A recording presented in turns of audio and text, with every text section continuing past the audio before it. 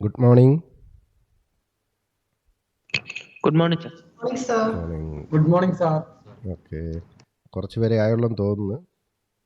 നമ്മൾ ഈ first time എക്സാമിനേഷൻ്റെ ആ ഒരു ടൈമിൽ നമ്മൾ കരുതിയത് ഏറെക്കുറെ അതേ പാറ്റേൺ തന്നെ ആയിരിക്കും സെക്കൻഡ് ടൈം എക്സാം എന്നായിരുന്നു. നിങ്ങളുടെ മനസ്സിൽ അങ്ങനെ ഒരു ചിന്ത ഉണ്ടായിരുന്നെന്ന് തോന്നുന്നു, അല്ലേ? തോന്നിയിട്ടുണ്ടായിരുന്നു. ഫസ്റ്റ് ടൈം എക്സാമിനേഷൻ്റെ മൾട്ടിപ്പിൾ ചോയ്സ് വന്നായിരുന്നല്ലോ, നമുക്ക് ഓൾ ക്വസ്റ്റ്യൻസ് ആ രീതിയിൽ വന്നപ്പോൾ അങ്ങനെ ആയേക്കും സെക്കൻഡ് ടൈം എക്സാം എന്നുള്ള ഒരു തോന്നൽ എല്ലാവരുടെയും മനസ്സിലുണ്ടായി കാണും. കാരണം വളരെ ഡിഫറെൻ്റ് വേയിലുള്ള ഒരു സ്റ്റാർട്ടിംഗ് ആയിരുന്നു. എന്തായാലും ആ എക്സാം കഴിഞ്ഞതിന് ശേഷമുള്ള ചില ഫീഡ്ബാക്കുകളായിരിക്കണം അത് ബന്ധപ്പെട്ട കാര്യങ്ങൾക്കൊരു ചേഞ്ച് സെക്കൻഡ് ടൈമിൽ ഉണ്ടായിട്ടുണ്ട്. നിങ്ങൾക്ക് എല്ലാവർക്കും ഈ ക്വസ്റ്റ്യൻ്റെ മോഡൽ കൈ കിട്ടി കാണുമല്ലോ, അല്ലേ? കിട്ടിയായിരുന്നോ? സെക്കൻഡ് ടൈം ക്വസ്റ്റ്യൻ പേപ്പർ കിട്ടിയായിരുന്നോ? Yes, sir. കിട്ടിയിട്ടുണ്ടായിരുന്നു. അപ്പോൾ അതിൽ നമുക്ക് മനസ്സിലാക്കാൻ പറ്റുന്നത് സെക്കൻഡ് ടൈമിൻ്റെ കംപ്ലീറ്റ് ക്വസ്റ്റ്യൻസും ഡിസ്ക്രിപ്റ്റീവാണ്. അങ്ങനല്ലേ മനസ്സിലാക്കിയേക്കുന്നത്? Yes, sir. ആ, അപ്പം അതേപ്പറ്റിയാണ് നമ്മൾ ഇന്ന് കൂടുതൽ കാര്യങ്ങൾ സംസാരിക്കുന്നത്. അപ്പോൾ ആദ്യമേ നമുക്കൊരു കാര്യം ചെയ്യാം. നിലവിലെ നമ്മളുടെ 10th സെക്കൻഡ് ടൈം പോർഷൻസ് ഏറെക്കുറെ എവിടെ വരെ ആയെന്നൊന്ന് പരിശോധിക്കാം. ഓരോ സബ്ജക്റ്റ് ഒന്ന് നോക്കാം. ഇംഗ്ലീഷിൻ്റെ പൊസിഷൻ എന്താണ്? പറഞ്ഞു.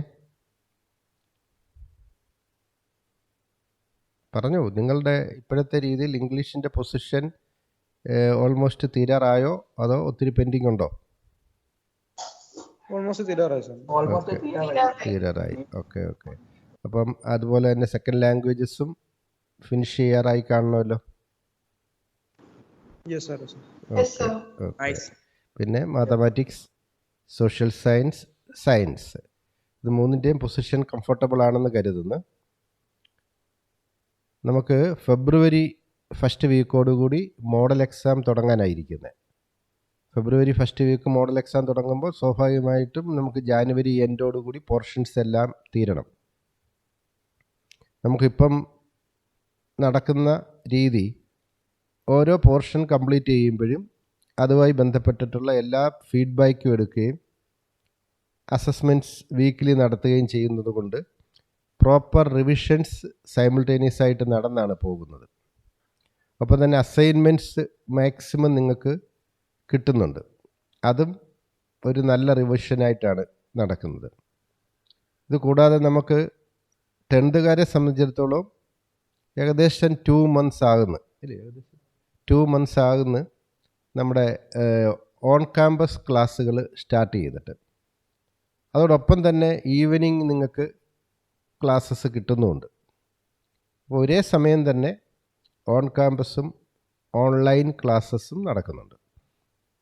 നമുക്ക് ഈ രണ്ട് മാധ്യമങ്ങളിലൂടെയും കിട്ടുമ്പോഴാണ് പോർഷൻസ് റിവൈസ് ചെയ്യാൻ ടൈമുണ്ട്, ഇലാബറേറ്റായിട്ട് പഠിക്കാനും സമയമുണ്ട്. അപ്പോൾ ഇനിയും വരുന്ന ഫെബ്രുവരി മാർച്ച് 2 മാസം വളരെ സീരിയസ് ആയിട്ട് കാണണം. രക്ഷകർത്താക്കൾ ഇതോടൊപ്പം അറ്റൻഡ് ചെയ്യുന്നവരുണ്ടോ? ഈ മീറ്റിംഗ് അറ്റൻഡ് ചെയ്യുന്നുണ്ടോ രക്ഷകർത്താക്കൾ? ഉണ്ടെങ്കിൽ ഒന്ന് പറയുക.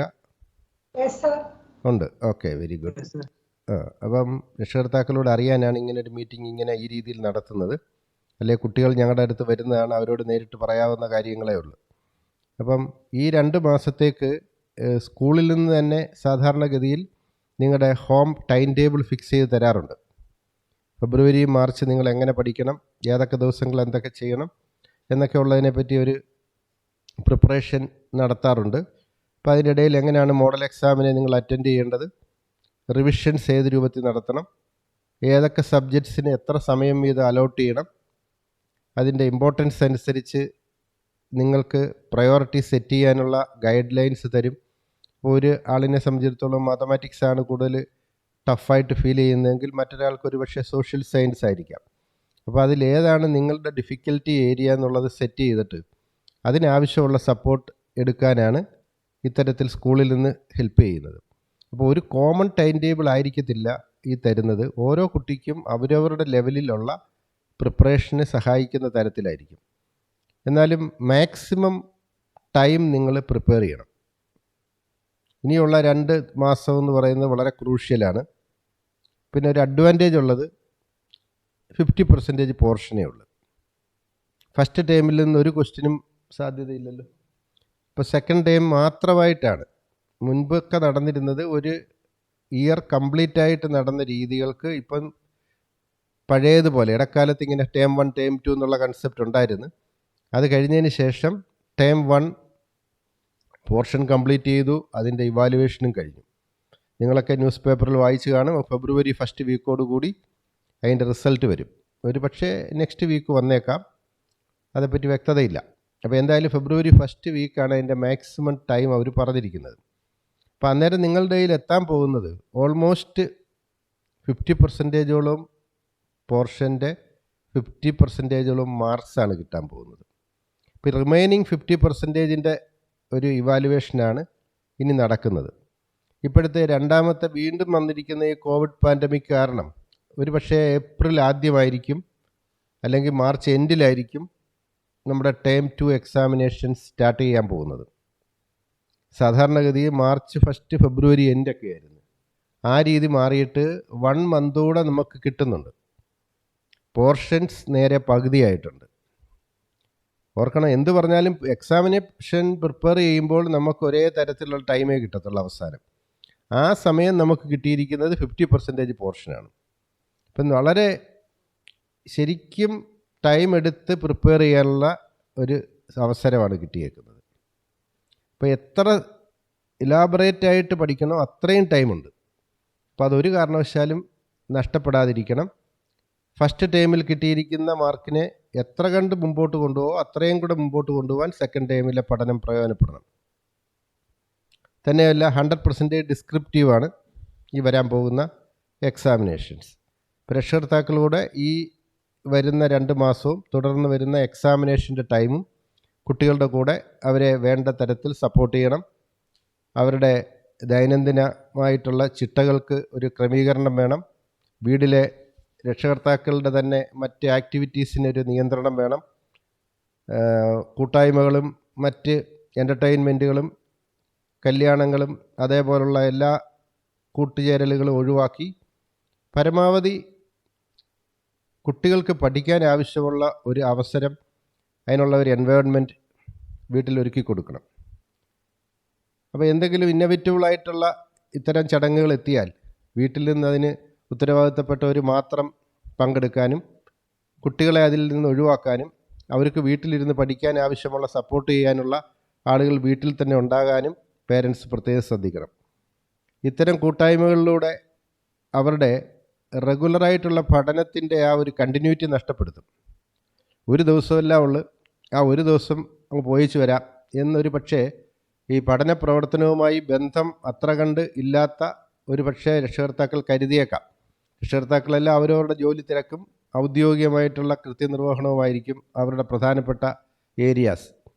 അപ്പോൾ ഈ കുട്ടികൾക്കുണ്ടാകുന്ന മാറ്റത്തെപ്പറ്റി അത്ര സീരിയസ് ആയിട്ടുള്ള ഒരു ബോധ്യം ഈ പറയുന്ന തരത്തിൽ രക്ഷകർത്താക്കൾക്ക് ഉണ്ടാകണമെന്നില്ല. അപ്പോൾ ഇന്നൊരു ദിവസം അങ്ങ് പൊക്കോട്ടെ, ഇനി ഇത്രയും ദിവസം ഇല്ലേ, ഈ ചിന്തയാണ് പലപ്പോഴും ഇത്തരം ചടങ്ങുകളിലേക്ക് കുട്ടികളെ കൂട്ടിക്കൊണ്ടുപോകാൻ രക്ഷകർത്താക്കളെ പ്രേരിപ്പിക്കുന്നത്. കൃത്യമായി അവരുടെ പഠനത്തിന് സഹായിക്കണമെങ്കിൽ ഇത്തരത്തിലുള്ള ബ്രേക്കുകൾ ഉണ്ടാകാതിരിക്കണം. അതോടൊപ്പം തന്നെ അവർക്ക് മറ്റ് ആരോഗ്യ പ്രശ്നങ്ങൾ ഉണ്ടാകാതിരിക്കണം. അവരുടെ ആരോഗ്യ പ്രശ്നവും ഈ പറയുന്ന പോലുള്ള ഡിസ്കണ്ടിന്യൂറ്റിക്കുള്ള കാരണമായി മാറും. അപ്പോൾ എല്ലാ തരത്തിലും ആരോഗ്യവും അവരുടെ ശ്രദ്ധയും ഒരേപോലെ നിലനിർത്തുന്നതിന് വേണ്ടി രക്ഷകർത്താക്കളുടെ സഹകരണം ഉണ്ടായിരിക്കണം. നമ്മൾ ഈ കഴിഞ്ഞ 10, 2, 12 വർഷങ്ങളുടെ പഠനം ആണ് ഇപ്പോൾ വരുന്ന എക്സാമിനേഷനോടുകൂടി പൂർത്തീകരിക്കുന്നത്. ഒരുപക്ഷെ ഈ വരുന്ന വർഷവും ഒരു വർഷവും കൂടെ കാണുകയുള്ളായിരിക്കും ഈ 10th സ്റ്റാൻഡേർഡിന് നടക്കുന്ന ഇത്തരത്തിലുള്ള ബോർഡ് എക്സാമിനേഷൻ. അപ്പോൾ അത് കഴിഞ്ഞതിന് ശേഷം 12ാം ക്ലാസ് ആയിരിക്കും ഒരു മൂല്യനിർണ്ണയത്തിനുള്ള ആദ്യ ഘട്ടമായി മാറാൻ പോകുന്നത്. അപ്പോൾ അതുവരെയുള്ള കുട്ടികളെ സംബന്ധിച്ചിടത്തോളം ഈ 10th സ്റ്റാൻഡേർഡ് ആദ്യത്തെ അവരുടെ പഠന നിലവാരം അളക്കുന്നതിനുള്ള ആദ്യത്തെ സർട്ടിഫിക്കറ്റാണ്. ഇവിടെ തന്നെ ഇപ്പോൾ MAയും BEഡും ഒക്കെ കഴിഞ്ഞ് വരുന്ന അല്ലെങ്കിൽ ഈവൻ അതിലുപരി ക്വാളിഫൈഡ് ആയിട്ട് വരുന്ന ടീച്ചേഴ്സായിട്ട് ആപ്ലിക്കേഷൻസ് തരുന്നവരോട് പലപ്പോഴും ഞങ്ങളുടെ ചോദ്യം പോകുന്നത് നിങ്ങളുടെ സ്കൂൾ എവിടെയായിരുന്നു, ഏത് സ്കൂളിലാണ് പഠിച്ചത്. അതാണ് അതിൻ്റെ കാര്യം. കാരണം ഒരു നല്ല അധ്യാപകൻ എപ്പോഴും പഠിച്ചിരുന്ന സ്കൂൾ ഒരു പ്രധാനപ്പെട്ട വിഷയമാണ്. അവരുടെ പഠന സമയത്തുള്ള അവരുടെ നിലവാരം, പഠന സമയത്തുള്ള അവരുടെ പ്രവർത്തന ശൈലികൾ, അത് തീർച്ചയായിട്ടും അവരുടെ അധ്യാപനത്തിൽ അത് തീർച്ചയായിട്ടും റിഫ്ലക്റ്റ് ചെയ്തിരിക്കും. അപ്പോൾ പഠിച്ചിരുന്ന സ്കൂളുകൾ, അതോടൊപ്പം പഠിച്ചിരുന്ന കോളേജുകൾ, ഇതെല്ലാം തന്നെ വിദ്യാർത്ഥികളിലേക്ക് അവരുടെ കാഴ്ചപ്പാടുകൾ എത്തിക്കുന്നതിന് തീർച്ചയായിട്ടും സഹായിക്കും. ഒരുപക്ഷെ ഈ സമീപകാലത്തായിട്ട് കാണുന്ന ഒരു പ്രത്യേകത, ഈ വിദ്യാഭ്യാസ നിലവാരത്തിന് വരുന്ന പോരായ്മകളുടെ കാരണം ഈ അടിസ്ഥാന വിദ്യാഭ്യാസമായി നടക്കുന്ന 10+2 വരെയുള്ള വിദ്യാഭ്യാസ രംഗത്ത് വരുന്ന മൂല്യശോഷണമാണ്. ഒരു 10-15 വർഷം മുമ്പുണ്ടായിരുന്ന വിദ്യാഭ്യാസത്തിൻ്റെ ആ ഒരു നേട്ടം ഇപ്പോൾ കിട്ടുന്നില്ല എന്നുള്ളതൊരു വസ്തുതയാണ്. അതിന് കാരണം ഈ വന്നിരിക്കുന്ന അന്തരീക്ഷത്തിൽ വന്ന മാറ്റമായിരുന്നു. സിലബസുകളുടെ വ്യത്യാസമല്ല, സ്കൂൾ അന്തരീക്ഷത്തിൽ വന്ന മാറ്റം. അപ്പോൾ അതിൻ്റെ പ്രോഡക്റ്റായിട്ട് വരുന്ന അധ്യാപകരുടെ പഠിപ്പിക്കാനുള്ള നിലവാരം ഇപ്പോൾ സ്വാഭാവികമായിട്ടും അത് പുതിയ തലമുറയിൽപ്പെട്ട കുട്ടികളെ ബാധിക്കുന്നുണ്ട്. അതിനുവേണ്ടി പലപ്പോഴും ഒരു അധ്യാപകന് വേണ്ടി ഞങ്ങൾ പലപ്പോഴും വളരെയധികം ആളുകളെ ഇൻ്റർവ്യൂ ചെയ്യുകയും ഒപ്പം തന്നെ അവരെ ക്യാമ്പസിൽ വരുത്തി അവരുടെ നിലവാരം അളക്കേണ്ട സ്ഥിതിയുമാണ് വന്നിരിക്കുന്നത്. സർട്ടിഫിക്കറ്റുകൾ വെച്ചോ മാർക്കിൻ്റെ അടിസ്ഥാനത്തിലോ ഇൻ്റർവ്യൂവിലുള്ള പെർഫോമൻസ് വെച്ചോ മാത്രം ഇന്നത്തെ അധ്യാപകരെ കണ്ടെത്താൻ വലിയ ദുഷ്കരമായി വന്നിരിക്കുകയാണ്. അപ്പോൾ ആ സാഹചര്യത്തിൽ ഈ കുട്ടികളുടെ ഇപ്പോഴുണ്ടാകുന്ന ഈ നേട്ടം, ഈ 10ാം ക്ലാസ്സിൽ കിട്ടുന്ന മാർക്കിൻ്റെ നേട്ടം, ഇപ്പോഴുണ്ടാക്കിയെടുക്കുന്ന അവരുടെ എല്ലാ വിജയങ്ങളും ഭാവിയിൽ അവരുടെ ഔദ്യോഗികമായ രംഗങ്ങളിലും ശോഭിക്കുന്നതായിരിക്കും. അപ്പോൾ രക്ഷകർത്താക്കൾ ഈ സമയം വളരെ ഫലപ്രദമായി ഉപയോഗിക്കണമെന്ന് ഈ അവസരത്തിൽ അഭ്യർത്ഥിക്കുന്നു. പിന്നെ നമുക്ക് ആ ടേം 1 എക്സാമിനേഷനെ സംബന്ധിച്ചുള്ള ചില കാര്യങ്ങളൊന്ന് പരിശോധിക്കാം. സ്ലൈഡ്സ് ഓരോന്നായിട്ട് വരും. നിങ്ങൾ രക്ഷകർത്താക്കളും അതൊന്ന് ശ്രദ്ധിക്കണം. ഇപ്പോൾ സബ്ജക്റ്റുകൾ, അതിൻ്റെ സബ്ജക്റ്റ് കോഡ് ഒന്ന് പരിചയപ്പെടുത്താൻ വേണ്ടിയാണ് ആർട്ടിഫിഷ്യൽ ഇൻ്റലിജൻസ് തുടങ്ങി ഇംഗ്ലീഷ് ലാംഗ്വേജ് ആൻഡ് ലിറ്ററേച്ചർ വരെയുള്ള സബ്ജക്റ്റുകൾ കൊടുത്തിട്ടുണ്ട്. അതിൻ്റെ ഓരോന്നിൻ്റെയും കോഡ് നിങ്ങൾക്ക് കാണാം. ഇങ്ങനെ ഓരോ സബ്ജക്റ്റിനും അതാത് കോഡുകളുണ്ട്. അതനുസരിച്ചായിരിക്കും എക്സാമിനേഷന് നമ്മൾ അതിൻ്റെ സബ്ജക്റ്റ് കോഡ് എഴുതേണ്ടത്. ഇത് ബൈഹാർട്ട് ചെയ്തിരിക്കുന്നതാണ് സാധാരണഗതിയിൽ നല്ലത്. കുട്ടികളെ സംബന്ധിച്ചിടത്തോളം അതാത് സബ്ജക്റ്റിൻ്റെ കോഡ് അറിഞ്ഞിരിക്കുന്നതാണ് നല്ലത്. അതുകൂടാതെ അറിയേണ്ടത് 50%, 50% എക്സാമിനേഷനാണ് കഴിഞ്ഞതെന്ന് ഞാൻ പറഞ്ഞു, 50 മാർക്സിൻ്റെത്. അപ്പോഴവിടെ റിട്ടൺ എക്സാമിനേഷൻ 40 മാർക്സും ഇൻറ്റേർണൽ അസസ്മെൻ്റായിട്ടൊരു 10 മാർക്സുമായിട്ടാണ് ആ 50 മാർക്സ്. ഇത് രണ്ടുകൂടെ ഉൾപ്പെട്ട റിസൾട്ടായിരിക്കും ഇപ്പോൾ വരാൻ പോകുന്നത്. അങ്ങനെ 50%ൻ്റെ ഇവാലുവേഷൻസ് കഴിഞ്ഞിരിക്കുകയാണ്. ഇനി അതിൻ്റെ ബാക്കി ഭാഗങ്ങളിലോട്ട് കടന്നാലാണ് ഇതിന് ഇൻറ്റേർണൽ ഞാൻ പറഞ്ഞിരുന്നു, ആ നടന്നിരുന്ന എക്സാമിനേഷൻ റിട്ടൺ എക്സാമിനേഷൻ 40 മാർക്സ് ആയിരുന്നെന്നും അതിൻ്റെ ഡ്യൂറേഷൻ ആർട്ടിഫിഷ്യൽ ഇൻ്റലിജൻസ് ഒഴിച്ച് ബാക്കി എല്ലാത്തിനും 90 മിനിറ്റ്സ് ഉണ്ടായിരുന്നു. ആർട്ടിഫിഷ്യൽ ഇൻ്റലിജൻസ് 25 മാർക്സേ ഉള്ളൂ. അതുകൊണ്ട് അതിൻ്റെ ഡ്യൂറേഷൻ 60 മിനിറ്റ്സും ആയിരുന്നു. ഈ മൾട്ടിപ്പിൾ ചോയ്സ് വന്നിരുന്നത് OMR ഷീറ്റിൻ്റെ സഹായത്തോടു കൂടിയായിരുന്നതുകൊണ്ട് റീഡിംഗ് ടൈം പതിവിൽ വിരുദ്ധമായി 20 മിനിറ്റ്സ് കൊടുത്തിരുന്നു. നേരത്തെ 15 മിനിറ്റ്സ് ആയിരുന്നു റീഡിംഗ് ടൈം റിട്ടൺ എക്സാമിനേഷന്. ഈ OMR ടൈമിൽ അത് 20 മിനിറ്റ്സ് റീഡിംഗ് ടൈം കൊടുത്തു. ഇനി മുന്നോട്ട് എങ്ങനെയാണെന്ന് നമുക്കത് വന്ന് കണ്ടെങ്കിലേ അറിയാൻ പറ്റുള്ളൂ. അതോടൊപ്പം തന്നെ നമ്മളുടെ എക്സാം സെൻറ്ററായി നടന്നിരുന്നത് നമ്മുടെ തന്നെ സ്കൂളുകളായിരുന്നു, ഹോം സ്കൂളുകൾ തന്നെ ആയിരുന്നു. ഏതോ എനിക്ക് തോന്നുന്നൊരു 50 ആൻഡ് എബോവ് വരുന്ന സ്റ്റുഡൻസ് ഉള്ള സ്കൂളുകൾക്കെല്ലാം തന്നെ സെൻറ്ററുകൾ കൊടുത്തിരുന്നു. അതോടൊപ്പം അവർ വളരെ കർശനമായ ഒരു നിരീക്ഷണവും ഉണ്ടായിരുന്നു. ഒബ്സർവേഴ്സിൻ്റെ സഹായത്തോടു കൂടിയാണ് എക്സാമിനേഷൻസ് നടന്നത്. ക്വസ്റ്റ്യൻ പേപ്പർ എടുക്കുന്നിടം മുതൽ അത് പാക്ക് ചെയ്യുന്നിടം വരെ എല്ലാ കാര്യങ്ങളും എക്സ്റ്റേണൽ എക്സാമിനേഴ്സിൻ്റെ സൂപ്പർവിഷൻ ഉണ്ടായിരുന്നു, ഒബ്സർവേഷൻ ഉണ്ടായിരുന്നു. അതോടൊപ്പം തന്നെ സ്ക്വാഡുകളുടെ സന്ദർശനം ഉണ്ടായിരുന്നു. ചില ദിവസങ്ങളിൽ ആവശ്യമായി വരുന്ന ഘട്ടങ്ങളിൽ ചില സ്കൂളുകളിൽ ഫുൾ ടൈം തന്നെ അവർ ഈ സ്ക്വാഡിൻ്റെ നിയന്ത്രണത്തിൽ കൊണ്ടുപോയിട്ടുണ്ട്. കാരണം ഒരു തരത്തിലുള്ള മാൽ പ്രാക്ടീസും ഉണ്ടാകാതിരിക്കാനുള്ള തയ്യാറെടുപ്പോടു കൂടിയായിരുന്നു 1ാം ഘട്ട എക്സാമിനേഷൻസ് കഴിഞ്ഞത്. അടുത്തത് നമുക്ക് നിങ്ങൾക്കറിയാവുന്ന കാര്യമാണ്, ആർട്ടിഫിഷ്യൽ ഇൻ്റലിജൻസിന് 33 ക്വസ്റ്റ്യൻസ് ആയിരുന്നു ഉണ്ടായിരുന്നത്. അതിൽ 25 എഴുതുക എന്നായിരുന്നു. 25 മാർക്സ് ആയതുകൊണ്ട് തന്നെ ഒരു പോയിൻ്റ് എന്നാണ് ഒരു ക്വസ്റ്റ്യന് കൊടുത്തിരുന്നത് 1 പോയിൻ്റ്. എന്നാൽ മലയാളത്തിന് 60 ആയിരുന്നെങ്കിലും ക്വസ്റ്റ്യൻസ് 50 എഴുതണം. അപ്പോൾ 0.8 ആയിരുന്നു അവിടുത്തെ പോയിൻറ്റ്സ് കൊടുത്തിരുന്നത്. അതേപോലെ സോഷ്യൽ സയൻസിനും അങ്ങനെ തന്നെയായിരുന്നു. എന്നാൽ മാത്തമാറ്റിക്സിനും ഹിന്ദിക്കും വന്നിരുന്നത് 50 മാർക്സ് തരുന്നു, 50 ക്വസ്റ്റ്യൻസ് തരുന്നു, 40 എഴുതാനായിരുന്നു. അവിടെ എല്ലാം 1 പോയിൻ്റാണ്. ഇംഗ്ലീഷ് ലാംഗ്വേജ് ലിറ്ററേച്ചറിനും അതേപോലെ 60യുടെ സ്ഥാനത്ത് 50 എഴുതണം. അതുകൊണ്ട് തന്നെ 0.8 ആയിരുന്നു. ഇതിപ്പോൾ ഈ കഴിഞ്ഞ എക്സാമിനേഷൻ്റെ പോയിൻറ്റ്സാണ് ഞാൻ പറഞ്ഞത്. മാർക്സ് എന്ന് കണക്ക് കൂട്ടി എടുക്കരുത്. ഒരു പക്ഷേ അതിനെ ഡയറക്റ്റ് ട്രാൻസ്ലേറ്റ് ചെയ്താൽ മാർക്കായിട്ട് കാണാൻ പറ്റും. എന്നാൽ ഈ ക്വസ്റ്റ്യൻ്റെ പ്രോബ്ലംസിനെയും കൂടെ അസസ് ചെയ്തിട്ട്, ഡിഫിക്കൽട്ടി ലെവലൂടെ അസസ് ചെയ്തിട്ട് അവർ ഈ പറയുന്ന പോയിൻറ്റ്സിന് മാറ്റം വരുത്തിയിട്ടുണ്ടെന്നാണ് അറിയുന്നത്. ഇപ്പോൾ ചില സബ്ജക്റ്റുകൾക്കൊക്കെ അല്പം പ്രയാസം കൂടുതലായിരുന്നു എന്നുള്ള അഭിപ്രായം ഉണ്ടായിരുന്നു. അപ്പോൾ അങ്ങനെയുള്ള ക്വസ്റ്റ്യൻസിന് അത്തരത്തിൽ വന്ന പ്രോബ്ലംസോടെ പരിഹരിച്ചുകൊണ്ട് ഒരു പക്ഷേ 50 ആണ് 60 പറഞ്ഞെങ്കിലും ചിലപ്പോൾ അത് 45 ആക്കി കാണും, ചിലപ്പോൾ അത് 40 ആക്കി കാണും. അപ്പോൾ അതനുസരിച്ച് ഈ പറയുന്ന ഓരോ ക്വസ്റ്റ്യനും കിട്ടേണ്ട പോയിൻറ്റ്സിൻ്റെ അളവിൽ മാറ്റം വരും. അപ്പോൾ അത് റിസൾട്ട് വന്നെങ്കിലേ നമുക്കറിയാൻ പറ്റുള്ളൂ ഏത് തരത്തിലുള്ള സ്റ്റെപ്പാണ് CBSE എടുത്തിട്ടുള്ളതെന്ന്. അതുകൊണ്ട് നിങ്ങൾക്ക് അങ്ങനെ ഒരു പ്രതീക്ഷ വെക്കാം. ഓക്കെ, അടുത്തത് ഇൻറ്റേർണൽ അസസ്മെൻറ്റുമായി ബന്ധപ്പെട്ടുള്ള കാര്യങ്ങളാണ്. ഇതേപ്പറ്റി എല്ലാവർക്കും നമ്മൾ ഓരോ മീറ്റിങ്ങിലും അറിയിക്കുന്നതാണ്. അതിൻ്റെ ഏരിയാസാണ് കൊടുത്തിരിക്കുന്നത്. ഏരിയാസ് ഓഫ് അസസ്മെൻറ്റ്സ് ആണ് അവിടെ ലെഫ്റ്റ് സൈഡിൽ കൊടുത്തിരിക്കുന്നത്. പീരിയോഡിക് അസസ്മെൻറ്റ്സ് നടക്കുന്നു, മൾട്ടിപ്പിൾ അസസ്മെൻറ്റ് നടക്കുന്നു, പോർട്ട്ഫോളിയോ നടക്കുന്നു, സബ്ജക്റ്റ് എൻറിച്ച്മെൻറ്റ് ആക്ടിവിറ്റീസ് നടക്കുന്നു. അപ്പോൾ അതിനകത്ത് പീരിയോഡിക് അസസ്മെൻറ്റ് നമുക്ക് കാണാം അത് എത്ര എണ്ണം ഉണ്ടെന്നുള്ളതും, അതോടൊപ്പം തന്നെ മൾട്ടിപ്പിൾ അസസ്മെൻറ്റിൻ്റെ നേച്ചർ എന്താണെന്ന് അവിടെ കൊടുത്തിട്ടുണ്ട്, പോർട്ട്ഫോളിയോയുടെ നേച്ചറും കൊടുത്തിട്ടുണ്ട്. ഇതെല്ലാം തന്നെ ഓരോ സ്ലൈഡ്സായിട്ട് കൊടുത്തിരിക്കുന്നതിൻ്റെ കാരണം രക്ഷകർത്താക്കൾക്കും കുട്ടികൾക്കും ഇതേപ്പറ്റിയുള്ള എന്തെങ്കിലും സംശയങ്ങളുണ്ടെങ്കിൽ ഈ സ്ലൈഡ്സ് പരിശോധിച്ചാൽ കിട്ടും. ഇതിൻ്റെ ഡീറ്റെയിൽഡ് ആയിട്ടുള്ള ഒരു ഇൻഫർമേഷൻ വാട്സാപ്പിലൂടെ നിങ്ങൾക്ക് തരാനും ഈ വെബിനാറിന് ശേഷം ശ്രമിക്കുന്നതാണ്.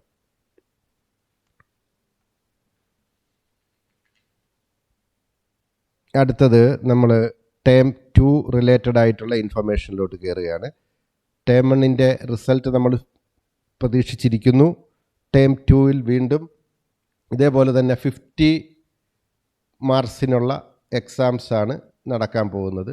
ഒരു വ്യത്യാസവുമില്ല. റിട്ടൺ അസസ്മെൻറ്റ് നടക്കുന്ന 40, ഇൻറ്റേർണൽ അസസ്മെൻറ്റ് നടക്കുന്ന 10, ടോട്ടൽ മാർക്സ് 50. ഈ കേസിൽ ഒരു വ്യത്യാസം വരുന്നത് നമ്മളുടെ അസസ്മെൻറ്റുകളെല്ലാം തന്നെ ഡിസ്ക്രിപ്റ്റീവ് നേച്ചറിലായിരിക്കും. അതായത് മൾട്ടിപ്പിൾ ചോയ്സായിട്ട് ഒറ്റ ഒരു ക്വസ്റ്റ്യൻ പോലും ഇനിയും വരാൻ പോകുന്ന എക്സാമിനേഷനകത്ത്, റിട്ടൺ എക്സാമിനേഷനകത്ത് ഇല്ല. അതേപോലെ എല്ലാ ക്വസ്റ്റ്യൻസും കമ്പൽസറിയാണ്. മറ്റേത് ക്വസ്റ്റ്യൻസ് നമുക്ക് ചോയ്സ് ഉണ്ടായിരുന്നു. 60 തന്നാൽ 50, 50 തന്നാൽ 40 എന്നൊക്കെയുള്ള ഒരു സ്പേസ് നമുക്ക് കിട്ടുമായിരുന്നു. ഈ വരുന്ന ടേം 2 എക്സാമിനേഷന് എല്ലാ ക്വസ്റ്റ്യൻസും കമ്പൽസറിയാണ്. എന്നാൽ ചില ക്വസ്റ്റ്യൻസ് ഇൻറ്റേർണൽ ചോയ്സ് ഉണ്ടായിരിക്കും. അത് നമുക്ക് മുൻകാലത്തെ പരിചയമുള്ള കാര്യമാണത്. ഇപ്പോൾ സപ്പോസ് ക്വസ്റ്റ്യൻ നമ്പർ 3 ആണെങ്കിൽ അതിന് ഒരു ഓപ്ഷൻ കൊടുത്തു, അതോടൊപ്പം തന്നെ ഓർ ക്വസ്റ്റ്യനൂടെ കാണും. അപ്പം ഇൻറ്റേർണൽ ചോയ്സ് എന്നാണ് അതിന് പറയുന്നത്. ഇപ്പോൾ തേർഡ് ക്വസ്റ്റ്യൻ എടുക്കുമ്പോൾ അതിന് ആദ്യം കൊടുത്ത ക്വസ്റ്റ്യൻ നിങ്ങൾക്ക് അഥവാ പ്രയാസമാണെങ്കിൽ അതിൻ്റെ ഓർ ക്വസ്റ്റ്യൻ ഉണ്ട്. ആ ക്വസ്റ്റ്യനാണ് ഇൻറ്റേർണൽ ചോയ്സ് എന്ന് പറയും. എന്നാലും തേർഡ് ക്വസ്റ്റ്യൻ നിങ്ങൾക്ക് ആൻസർ ചെയ്യണം. സപ്പോസ് 14 ക്വസ്റ്റ്യൻസ് ആണെങ്കിൽ 14 ക്വസ്റ്റ്യൻസും കമ്പൽസറിയാണ്. ഒന്നും തന്നെ ഒഴിവാക്കാൻ പറ്റില്ല. പിന്നെ നിങ്ങൾ കഴിഞ്ഞ വർഷത്തെ ക്വസ്റ്റ്യൻ പേപ്പർ അതിൽ മുൻ വർഷങ്ങളിൽ നടന്ന എടുത്ത് പരിശോധിച്ചാലും മനസ്സിലാക്കാം. 80 മാർക്സിൻ്റെ ക്വസ്റ്റ്യൻസ് പലപ്പോഴും 40+40 ആയിരുന്നു. 40 ഇൻറ്റേർണൽ 40 വരുന്നത് മൾട്ടിപ്പിൾ ചോയ്സും റിമൈനിങ് 40 ഡിസ്ക്രിപ്റ്റീവ് ആയിരുന്നു. അപ്പോൾ അത് വെച്ച് ചിന്തിച്ചാൽ അവരങ്ങനെ തന്നെ ചെയ്തെന്ന് കണക്ക് കൂട്ടി വെച്ചാൽ മതി. ആദ്യത്തെ 40 ഇപ്പോഴത്തെ സാഹചര്യം വെച്ചുകൊണ്ട് ഒരുമിച്ചൊരു ടേം 1ലേക്ക് അങ്ങ് വെച്ചു. ടേം 2ലേക്ക് വരുന്നു ഡിസ്ക്രിപ്റ്റീവ് എന്നുള്ള ഒരു വ്യത്യാസമേ ഉള്ളൂ. അത് പോർഷൻസിൻ്റെ ആ ഒരു കുറവ് നിങ്ങൾക്ക് ഇത് കുറച്ചുകൂടെ എഫക്റ്റീവായിട്ട് കൈകാര്യം ചെയ്യാൻ സഹായിക്കുമെന്ന് പ്രതീക്ഷിക്കുന്നു. ഇവിടെയും ഞങ്ങളുടെ ഇൻറ്റേർണൽ അസസ്മെൻറ്റിൻ്റെ ഏരിയാസ് കൊടുത്തിട്ടുണ്ട്. ഞാൻ ആവർത്തിക്കുന്നില്ല. അതിൻ്റെ ഓരോ കാര്യങ്ങളും നിങ്ങൾ ശ്രദ്ധയോടുകൂടി വായിക്കുക. ടേം 2 എക്സാമിനേഷൻ്റെ ഓരോ സബ്ജക്റ്റ് വൈസായിട്ടുള്ള ഒരു അനാലിസിസാണ് ഇനി നടത്താൻ പോകുന്നത്. ഞാൻ ആദ്യം പറയുന്നത് മാത്തമാറ്റിക്സിനെ സംബന്ധിച്ച കാര്യമാണ്. എനിക്ക് ശേഷം ചീഫ് കോർഡിനേറ്റർ സംസാരിക്കും. ഇന്നത്തെ ഒരു പ്രത്യേക സാഹചര്യത്തിൽ പ്രിൻസിപ്പളിൻ്റെ ഒരു അസൗകര്യം ഉള്ളതുകൊണ്ട് ഇന്ന് വൈസ് പ്രിൻസിപ്പളാണ് പ്രിൻസിപ്പളിന് വേണ്ടി അറ്റൻഡ് ചെയ്യുന്നത്. അപ്പോൾ പ്രിൻസിപ്പൾ പറയാനുള്ള ഭാഗം വൈസ് പ്രിൻസിപ്പൾ നിങ്ങളോട് പറയുന്നതായിരിക്കും. മാത്തമാറ്റിക്സിൻ്റെ നിങ്ങൾക്കറിയാവുന്ന പോലെ 40 മാർക്സ്. ടൈം തന്നിരിക്കുന്നത് 2 hours. Reading time minimum 15 minutes ഉണ്ടാകുമെന്ന് നമുക്ക് പ്രതീക്ഷിക്കാം. നമ്പർ ഓഫ് ക്വസ്റ്റ്യൻസ് മാത്തമാറ്റിക്സിൻ്റെ മാത്രം കാര്യമായി പറയുന്നത് 14. നേച്ചർ ഓഫ് ആൻസർ കൊടുത്തിട്ടുണ്ട്, അത് ഡിസ്ക്രിപ്റ്റീവ് ആണെന്ന് പ്രത്യേകം പറയുന്നു. ഇവിടെ 3 സെക്ഷൻസാണ്, 3 സെക്ഷൻസാണ് മാത്തമാറ്റിക്സ് ക്വസ്റ്റ്യൻസ്. ABC ഇങ്ങനെ 3 സെക്ഷൻസ് കാണാം. ഇനി number of case study questions വരുന്നത് 2.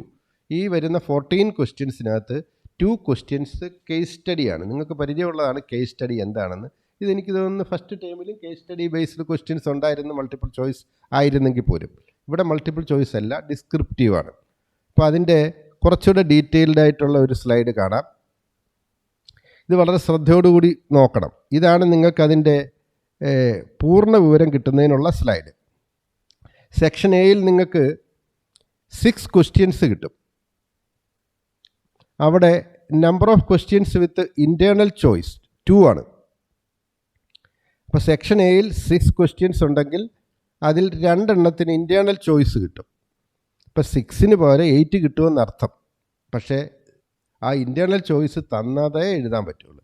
ഏതെങ്കിലും 2 ക്വസ്റ്റ്യൻ ഇൻറ്റേർണൽ ചോയ്സ് കാണും. അതാണ് സെക്ഷൻ എയുടെ പ്രശ്നം. സെക്ഷൻ ബിക്കാണെങ്കിൽ 4 ക്വസ്റ്റ്യൻസ് ആണുള്ളത്.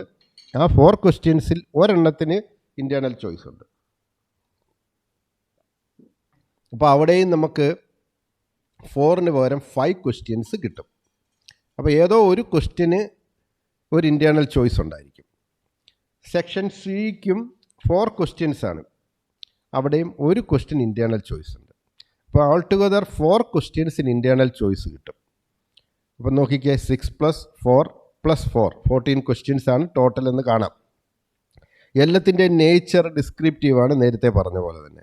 ഇനി ക്വസ്റ്റ്യൻസ് സെക്ഷൻ എ നമ്പർ ചെയ്യുന്ന 1 to 6, കാരണം 6 ക്വസ്റ്റ്യൻസ് ആണുള്ളത്. Section B 7 to 10, section C 11 to 14. അപ്പോൾ നിങ്ങൾക്ക് ആ ഒരു ക്വസ്റ്റ്യൻ നമ്പർ വരെ ഓർത്തിരിക്കാൻ വേണ്ടിയാണ് ഇത്തരത്തിലൊരു ഇല്ലസ്ട്രേഷൻ കൊടുത്തിരിക്കുന്നത്. ഇപ്പം സെക്ഷൻ എയിൽ വെരി ഷോർട്ട് ആൻസർ, മിക്കവാറും ഒക്കെ സിംഗിൾ വേർഡിലേക്കൊക്കെ പോയെന്നിരിക്കും ആൻസർ. മറ്റേത് ഷോർട്ട് ആൻസറാണ്, അല്പം ഡീറ്റെയിൽസ് എഴുതി പോകേണ്ടതായിരിക്കും. പിന്നത്തേത് ലോങ് ആൻസേഴ്സാണ്. ഇപ്പോൾ ഡീറ്റെയിൽഡ് ആയിട്ട് എഴുതണം, കാരണം ആ ക്വസ്റ്റ്യൻ്റെ മാർക്സ് നോക്കിയാൽ അറിയാം. ആദ്യത്തെ ക്വസ്റ്റ്യൻ പറഞ്ഞിരിക്കുന്നത് വെരി ഷോർട്ട് ആൻസറിന് വരുന്ന മാർക്സ് പെർ ക്വസ്റ്റ്യൻസ് 2 മാർക്സ് ആണ് വരുന്നത്. അപ്പോൾ 6 × 2 12 മാർക്സാണ് സെക്ഷൻ എയിൽ കിട്ടുന്നത്. ഇന്ന് സെക്ഷൻ ബിയിൽ ഷോർട്ട് ക്വസ്റ്റ്യൻസ് ഷോർട്ട് ആൻസേഴ്സിന് വരുന്നത് 3 മാർക്സ് വെച്ച് വരും ഒരു ക്വസ്റ്റ്യൻ. അപ്പോൾ 3 മാർക്സ് വരുമ്പോൾ അറ്റ്ലീസ്റ്റ് 3 പോയിൻറ്റ്സ് ഉണ്ടായിരിക്കണം അതിനകത്ത്. അപ്പോൾ അത് ചേർന്ന രീതിയിലായിരിക്കും അതിൻ്റെ ആൻസർ വരുന്നത്. ആദ്യത്തെ 2 പോയിൻറ്റ്സ് ഉണ്ടായിരിക്കും. അപ്പോൾ സാധാരണഗതിയിൽ സിംഗിൾ വേർഡിലേക്ക് പോകാൻ സാധ്യതയില്ല. അപ്പോൾ എന്തെങ്കിലും ഒരു സ്റ്റെപ്പും അതിന് ശേഷം ഒരു ആൻസറും ആയിരിക്കും 2 മാർക്സ് ഉള്ളപ്പോൾ. 3 മാർക്സ് ഉള്ളപ്പോൾ നാച്ചുറലി അതിനൊരു സബ് ഡിവിഷനൂടെ കണ്ടേക്കാം. അങ്ങനെ 3 മാർക്സ് വരുന്നു. അടുത്ത സെക്ഷൻ സി വരുമ്പോൾ 4 മാർക്സാണ്.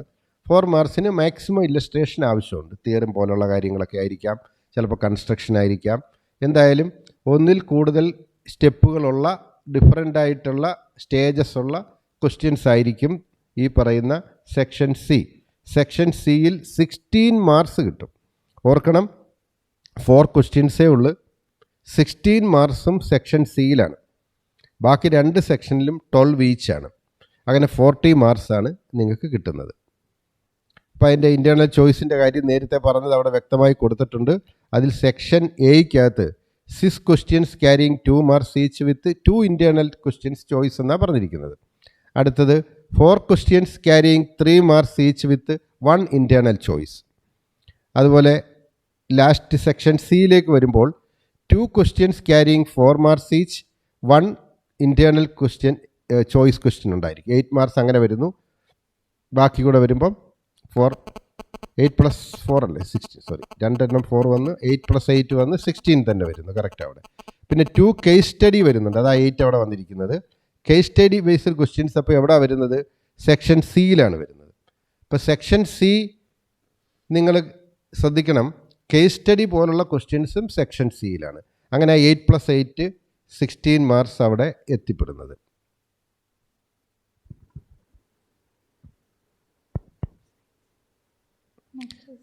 അടുത്തത് വരുന്നത് ഇനിയുള്ള 3 വിഷയങ്ങൾ നിങ്ങളോട് ഡീറ്റെയിൽഡ് ആയിട്ട് പറയുന്നത്. ഈ പറഞ്ഞ കാര്യങ്ങളിൽ എന്തെങ്കിലും സംശയം ഉണ്ടെങ്കിൽ നിങ്ങൾ മാത്തമാറ്റിക്സിൻ്റെ ഇപ്പോൾ കഴിഞ്ഞ ഭാഗത്ത് എന്തെങ്കിലും ഡൗട്ട് ഉണ്ടോ എന്ന് ചോദിക്കുക. എല്ലാവരും ഉണ്ടോ?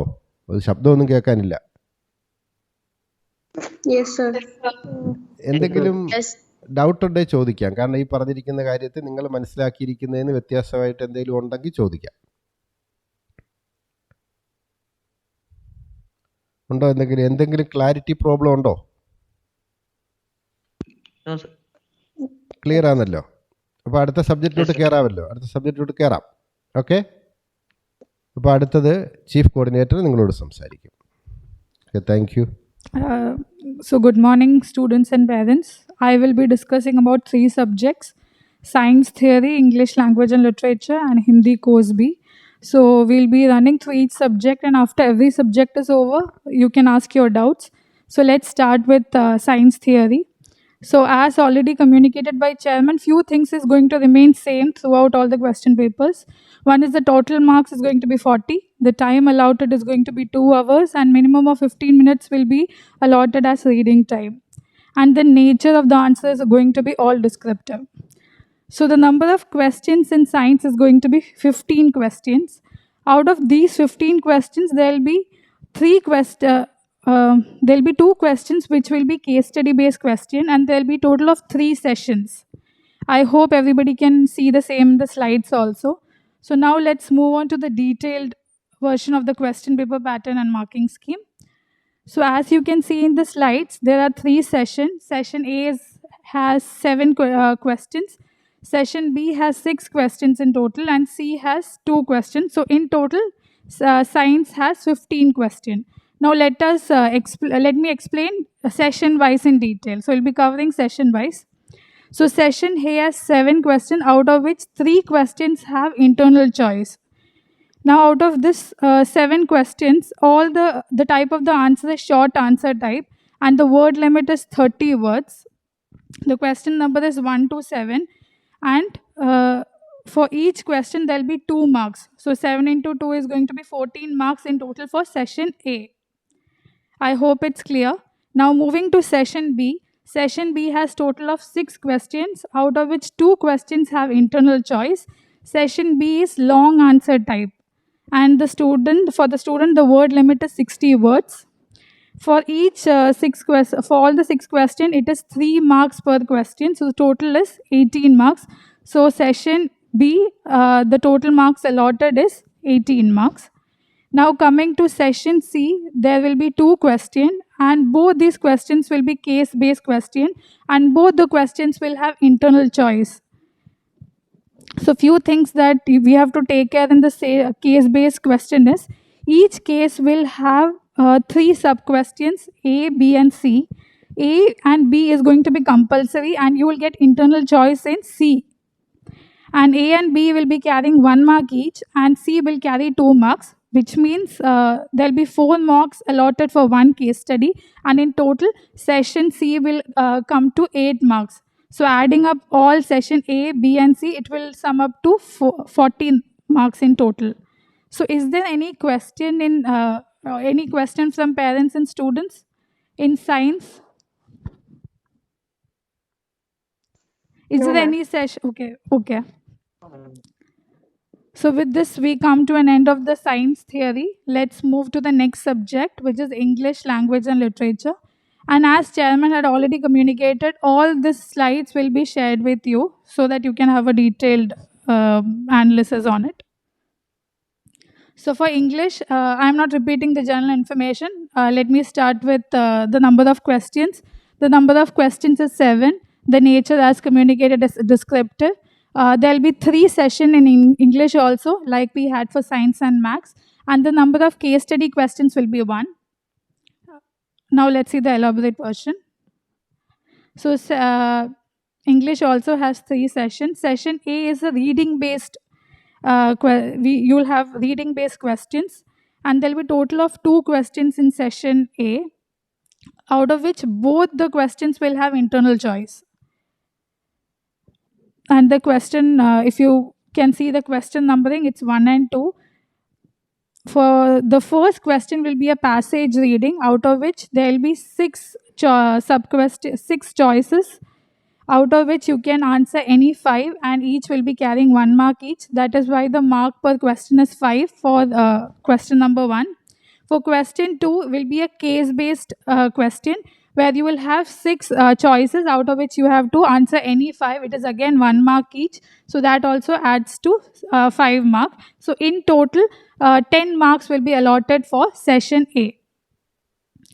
Now session B will be writing and grammar. It will have 3 questions, out of which 1 question will have internal choice. And it is divided into 3 different questions. Question 3 is a long answer question where the student is expected to answer in 120 words. It will be either analytical paragraph writing or letter writing. It is a choice. And then for the 4th question and 5th question, it is related to grammar, blank filling. The 4th question will be error correction, where if you see in the question numbering, it is written as 4ABC. So there will be 3 sub-questions under the 4th question. The student will have to do all the 3 questions, and it is carrying 1 mark each. The 5th question will be completing the passage, that is reported speech. It will have 2 sub-questions, A and B, and it is also carrying 1 mark each. So adding 5 plus 3 plus 2, session B, total 10 marks is allotted for session B. Now session C will be literature, where there will be 2 questions, and both the questions will have internal choice. Now the 6th question, you will get 7 choices, out of which you will have to answer any 6, and it is carrying 2 marks each. So for 6th question, the marking is 12 marks. The 7th question is going to be a long answer type, where the student will get 3 choices, out of which you will have to answer any 2, and it is carrying 4 marks. So in total, session C will come to 12 plus 8, that is 20. So in total, the number of questions for English is 7, and the total number of marks is 40. Is there any question on English? We have Vishnu sir also with us. So if there's any question or clarification from parents and students, you can ask.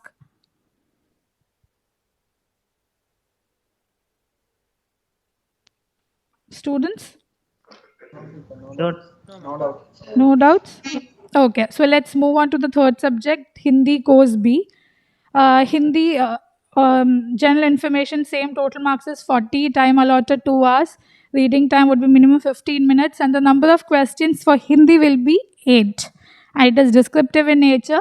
Unlike other subject, Hindi has only 2 sessions, and the number of detailed questions is also 2. Next, let's see the detailed version again. So as I told, there's 2 sessions. Session A is going to be literature, where you will have 3 questions, and there'll be internal choice in all the 3 questions. So let's analyze in detail. So question number 1 is a short answer. The word limit is 25 to 30 words, and there will be 3 choices, out of which the student will have to answer any 2, and it carries 2 marks each. So question 1 is for 4 marks in total. Question 2 is a long answer with a word limit of 60 to 70 words. There'll be 2 options. You can answer any one, and it is a 4 marks. Question 3 is again a long answer, where there'll be 3 options given, out of which you have to answer 2, and each question carries 3 marks. So for the 3rd question, it is 6 marks. So in total, session A will be of 14 marks. Now session B will be grammar and writing. The number of questions is 5, out of which for all the 5 you will get internal choice. Now let's see in detail from question number 4 to 8 how the marking is allotted. So the 4th question will be a long answer. It will be an essay writing question, where you will have 3 choices, out of which you will have to do 1, and the marks allotted for that question is 6 marks. Question number 5 is again a long answer, which is a letter writing. There will be 2 options, out of which you will have to do 1, and the marks allotted at 5. The 6th question is divided into 2 sub-questions. There will be 6.A and 6.B. There are 2 parts. It is short answer. And it is going to be notice writing. For both A and B, you will get 2 choices, and you can do any one, and it consists of 2.5 marks. So in total, 6 question will also have 5 marks in total, 2.5 plus 2.5. The seventh question is again has two sub-questions, A and B. It is also a short answer similar to sixth question, but instead of notice writing, there will be advertisement writing in the seventh question, where you will be given two options and you can do any one. Same marks, 2.5. And the eighth and the last question will be a long answer, where it is a story writing question, where there'll be two choices and the student is supposed to write any one. The marks is going to be 5. In total, adding session A and B, it is 14 plus 26, 40 marks in total, and number of questions is 8. So with this, we come to an end of B also. Is there any questions, students?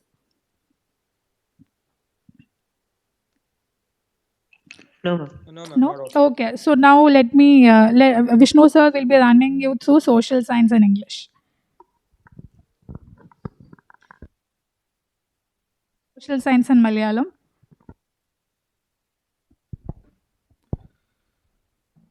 Good morning, children and parents.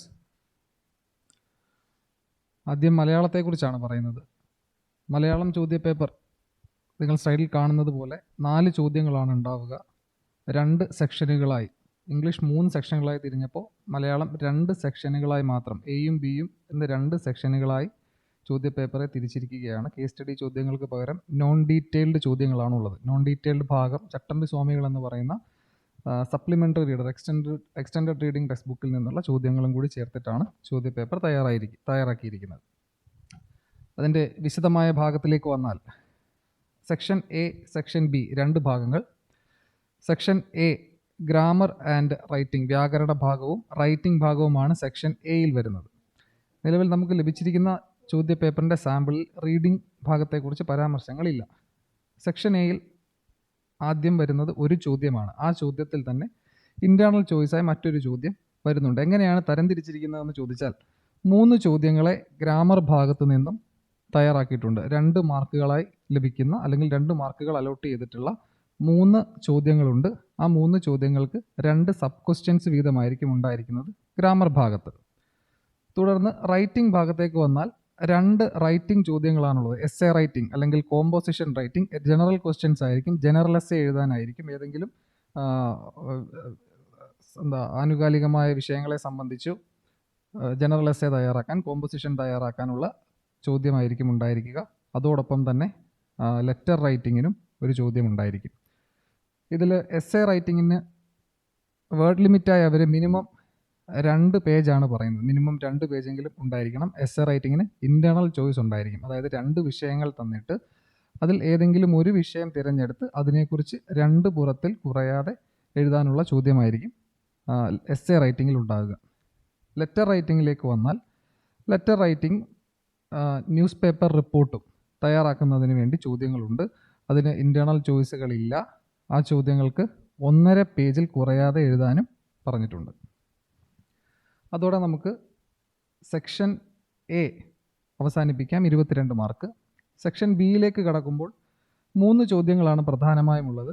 അറിഞ്ഞിരിക്കേണ്ട കാര്യം, section എയിൽ അറിഞ്ഞിരിക്കേണ്ട കാര്യം, ചോദ്യങ്ങൾക്കാണ് internal ചോയ്സുകൾ ഉള്ളത്, ഉത്തരങ്ങൾക്കല്ല. മുമ്പ് വന്നിരുന്നത് പോലെ ഇംഗ്ലീഷിനും മലയാളത്തിനും ഹിന്ദിക്കുമൊക്കെ ഗ്രാമർ ഭാഗങ്ങളിൽ ബ്ലാങ്ക് ഫില്ലിങ്ങിന് ചോദിച്ചിട്ട് ഉത്തരങ്ങൾ 3 എണ്ണം തന്ന് അല്ലെങ്കിൽ 4 എണ്ണം തന്ന് അതിൽ നിന്ന് ഒരു ഉത്തരം എഴുതാനില്ല.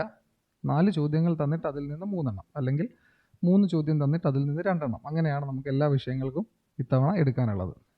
സെക്ഷൻ ബിയിലേക്ക് വന്നാൽ 3 ചോദ്യങ്ങൾ, അതിൽ 3 ഇൻറ്റേർണൽ ചോയ്സുകളും ഉണ്ട്.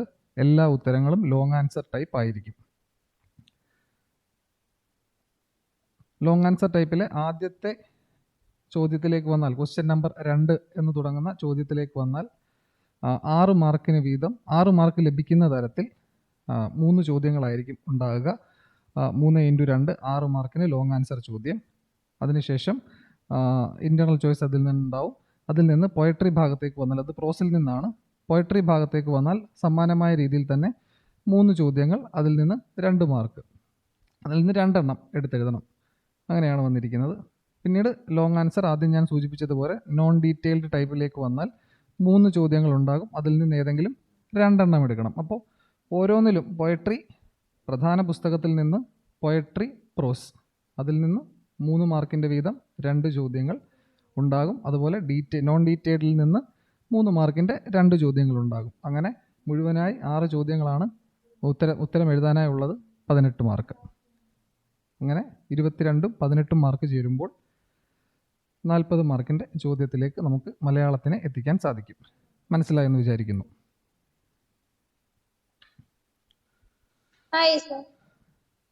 സോഷ്യൽ സയൻസിലേക്ക് വന്നാൽ, if we come to social science, we have again a question paper which is completely descriptive in nature, and the number of sections is 5, and we have case study questions with 2 numbers and map skill based questions as 1. In Malayalam, there were no references of what you call as case study based questions, but in social science it is 2, and you have got also 1 map skill based question as well. If we go for a detailed view of social science question paper, it is, as I told you, divided into 5 sections. The first section A, has 5 questions with no internal choice, which will be totally descriptive in nature, with question numbers 1 to 5, and marks allotted per question is 2 marks. 2 into 5 makes 10. The word limit of each question is 40 words as far as section A is concerned. Coming to section B, you have 3 questions with 1 internal choice, and these are of short answer nature, which is 80 words. Very short answer means 40 words, but short answer means very short answer means 40 words, but short answer means 80 words. And the question numbers from 6 to 8, out of which you need to write any 3 questions, answer any 3 questions. Together it makes 9 marks. You have 1 internal choice as well there. When it comes to section C, it has 2 questions, question number 9 and 10, which will be long answer in nature, and both questions will have internal choices. 5 into 2 is 10. Coming to section D, number of questions is 2. There is no internal choice. It is case study. They will be case study based questions. Section D will be case study based questions. Question number 11 and 2. 2 questions with 3 sub questions carrying 1 plus 1 plus 2 marks, together making it 8. So total marks for case study based questions is 8. Coming to the last portion, which is section E, it is only 1 question. Internal choice is available for that question, and it is actually a map skill based question, question number 13, and 1 question will be asked from history, 2 questions from geography, out of which 1 has internal choice. Together that makes the maximum mark as 40 as far as social science is concerned. I hope that is clear. Yes, sir. Thank you. Okay. അപ്പം നമ്മൾ ഇപ്പോൾ ഈ ചെയ്ത work വളരെ serious ആയിട്ട് തന്നെ രക്ഷകർത്താക്കളും കുട്ടികളും എടുക്കണം. കാരണം ഓരോ ക്വസ്റ്റ്യൻ പേപ്പറും എടുത്ത് അതിൻ്റെ ആൻസർ സ്കീം നോക്കി വളരെ ഡീറ്റെയിൽഡായിട്ട് എന്നാൽ പ്രിസൈസായി നിങ്ങൾക്ക് കിട്ടാവുന്ന ഇൻഫർമേഷൻ എല്ലാം ഒറ്റ ഷീറ്റിൽ എത്തിച്ചിരിക്കുകയാണ്. അപ്പോൾ ഇത് ശരിക്കും മനസ്സിലാക്കിക്കൊണ്ട് ക്വസ്റ്റ്യൻസ് ആൻസർ ചെയ്യുമ്പോൾ ഒത്തിരി കൺഫ്യൂഷൻ ഇല്ലാതെ തന്നെ ഡയറക്റ്റ് നമുക്ക് ചെയ്യേണ്ട കാര്യങ്ങളെപ്പറ്റി ബോധ്യപ്പെടാം. അതുകൊണ്ട് സീരിയസ് ആയിട്ട് എടുക്കുക. എല്ലാ തരത്തിലും എക്സാമിനേഷൻ മാക്സിമം സ്കോർ ചെയ്യാൻ ശ്രമിക്കുക. Okay, thank you.